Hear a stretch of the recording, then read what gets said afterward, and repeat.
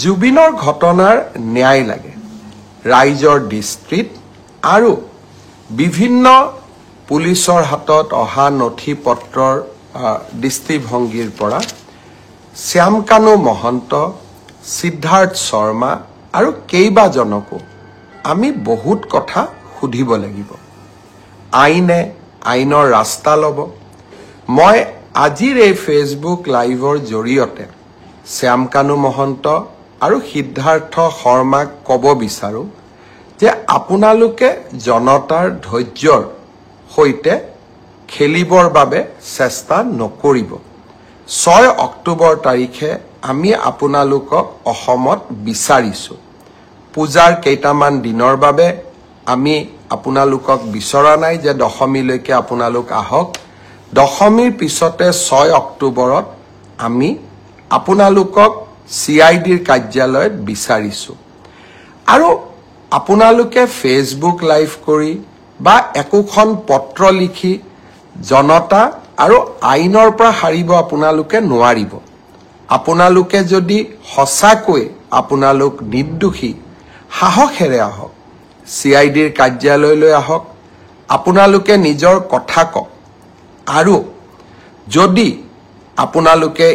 কথা কব CIDক নুখুজে আদালতৰ ওচৰত গৈ কওক কিন্তু ৰাইজৰ ক্ষোভৰ সৈতে যি ক্ষোভ এতিয়া অগণিত পৰিণত হৈছে ক্ষোভৰ সৈতে আপোনালোকে খেলা নকৰিব মই অসমৰ মুখ্যমন্ত্ৰী হিচাপে আপোনালোকক স্পষ্ট সকিয়নি দিব খুজিছো যে অহা 6 অক্টোবৰৰ তাৰিখৰ দিনা আপোনালোকে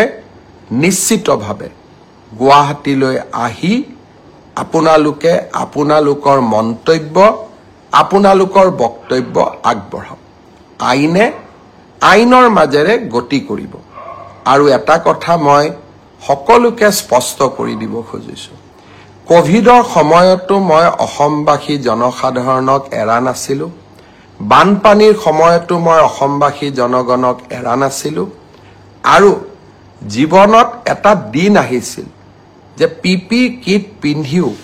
কোভিডৰ ICUৰ ভিতৰত গৈ জনতাক সেৱা কৰাৰ চেষ্টা কৰিছিল আৰু আজি যেতিয়া অসমৰ জনতাই জুবিনক ন্যায় দিয়াৰ বাবে আন্দোলন কৰিছে তাৰ পৰা মই পৃথক নহয় আৰু সেই কাম মই কৰিবই লাগিব আৰু সেই কাৰণে মই আজি পুনৰ এবাৰ প্ৰতিশ্ৰুতি দিছো যে জুবিনৰ ঘটনাৰ সৈতে জড়িত সকলো কেইগৰাকী ব্যক্তিক আইনৰ সন্মুখলৈ অনাৰ দায়িত্ব অসমৰ মুখ্যমন্ত্ৰী হিচাপে মোৰ আৰু সেই দায়িত্ব মই কৰ্তব্য নিষ্ঠাৰে সৈতে পালন কৰিম দায়বদ্ধতাৰে সৈতে মই পালন কৰিম আগতে বহু এনেকুৱা ঘটনা হৈছে আসামী কেতিয়াবা দুটা দিন পলাই থাকে কিন্তু আইনৰ হাত বহু দীঘল আইনৰ ধৈৰ্য আছে আৰু আইনে কেনেকৈ আগবাঢ়িব লাগে তাৰ বিষয়ে আইনে জানে আৰু আইনে কাকো ৰেহাই নিদিয়ে অসম পুলিচে বিভিন্ন সময়ত প্ৰমাণ কৰিছে শিশুৰ বলাৎকাৰৰ ঘটনাৰ পৰা গড় হত্যাৰ আসামীলৈকে অসম পুলিচে ইতিমধ্যে প্ৰমাণ কৰিছে যে অসম পুলিচে সময়ত কিমান শক্তিশালী ভূমিকা ল'ব পাৰে আৰু সেই কাৰণে কাৰোবাৰ মনত অকণমানো ধাৰণা থাকিব নালাগে যে এইখন চৰকাৰে জুবিনক ন্যায় দিয়াৰ প্ৰচেষ্টা নকৰিব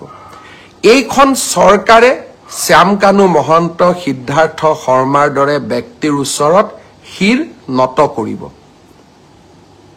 এইখন চৰকাৰে অসমৰ ৰাইজৰ ওচৰত শিৰ নত কৰিব সিদ্ধাৰ্থ শৰ্মা আৰু শ্যামকানু মহন্তৰ ওচৰত শিৰ নত নকৰে আৰু সেইবাবে মই সিদ্ধাৰ্থ শৰ্মা আৰু শ্যামকানু মহন্তক কম যে ঘটনা প্ৰবাহ বহু দূৰলৈ যাব নিদিব আইনৰ কোনোবাই যদি ভাবিব পাৰে যে আমি আদালতত যাম এন্টিসিপেটৰী বেইল লম ইন্টাৰিম বেইল লম এই প্ৰচেষ্টাবিলাক কৰা উচিত নহয় কাৰণ জুবিন এগৰাকী জাতীয় সম্পদ জুবিনৰ হত্যাৰ প্ৰতিটো মুহূৰ্তৰ ঘটনা তন্ন কৰি ৰাইজৰ আগত আপোনালোকে ক'ব লাগিব আৰু মই ভাবোঁ এই কাম আপোনালোকে কৰিব আৰু আপোনালোকক কোনো ক্ষেত্ৰতে আইনৰ বাহিৰত গৈ শাস্তি দিয়া নহয় আইনে আপোনালোকক দোষী হলে শাস্তি দিব দোষী নহলে আপোনালোকক নিৰ্দোষী বুলি ক'ব কিন্তু আইনৰ পৰা দূৰত থাকিলে আপোনালোকে কেতিয়াও নাভাবিব যে চৰকাৰ মনে মনে থাকিব আৰু চৰকাৰে ব্যৱস্থা নলব মই আৰু কেইটামান মনৰ কথা ক'ব খুজিছো এইখন জুবিনৰ অসম এইখন আমাৰ জননী আৰু জন্মভূমি এইখন অসমত আমি যিকোনো কাৰণতে এইখন অসমক আমি নেপাল কৰিব নোৱাৰো কেইটামান দিনৰ পৰা সামাজিক মাধ্যমত নেপালৰ উদাহৰণ দিয়া হৈছে আমি অসমত লাচিতৰ উদাহৰণ দিম আমি অসমত আমি মহাৰাজ পিথুৰ উদাহৰণ দিম আমি ভগদত্তৰ উদাহৰণ দিম আমি ভূপেন হাজৰিকাৰ উদাহৰণ দিম আমি জুবিন গাৰ্গৰ উদাহৰণ দিম আমি নেপালৰ উদাহৰণে অসম নচলাম আজি এটাই মই কথা ক'ব খোজো এটাও যদি অসমৰ সম্পত্তিক আজি আমি হানি কৰো আটাইতকৈ দুখ জুবিন গাৰ্গে পাব কাৰণ এইখন জুবিনৰ অসম আমাৰ সকলোৰে জননী আৰু জন্মভূমি আজি কেইগৰাকীমান ব্যক্তিয়ে জুবিনৰ ন্যায় বিচাৰি ৰাস্তাত আন্দোলন কৰিছে পুলিচে তেওঁলোকক গ্ৰেপ্তাৰ কৰিছে আৰু মানুহে সুধিছে তেওঁলোকক কিয় গ্ৰেপ্তাৰ কৰা হ'ল এজন ব্যক্তিৰ নাম অজয় ফুকন জুবিন গাৰ্গে নিজে এই ব্যক্তিজনৰ বিষয়ে কৈ যোৱা কথাকেইটা আপোনালোকে শুনিব জুবিনে জীৱন কালত কৈ গৈছিল যে এই ব্যক্তিজনৰ জৰিয়তে মোৰ লগত কোনেও সম্পৰ্ক নকৰিব মই জুবিনে দিয়া টুইটটো মই পঢ়ি দিব খোজা নাই জুবিনৰ ভিডিঅটো সামাজিক মাধ্যমত উপলব্ধ থাকিব আৰু এই গৰাকী ব্যক্তিয়ে কংগ্ৰেছ দলৰ যোৱা সাবুৱা বিধানসভা সমষ্টিৰ প্ৰাৰ্থী আছিল আনজন ন্যায় বিচৰা ব্যক্তি হল ভিক্টৰ দাস এগৰাকী সহজ সৰল ছোৱালী কেনেকৈ গুৰুল কৰি এই ব্যক্তিজনে পিটিছিলে তাৰ প্ৰতিশ্ৰুতি এতিয়াও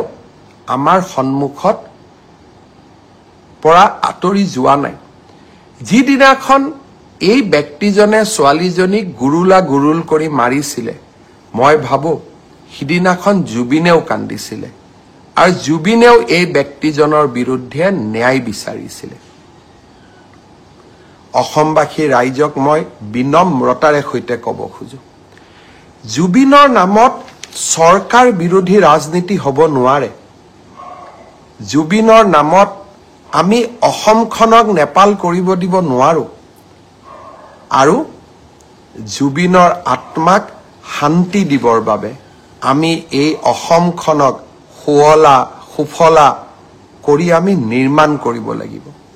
এইখন অসমক আমি ভাৰতৰ শ্ৰেষ্ঠতম ৰাজ্য কৰিব লাগিব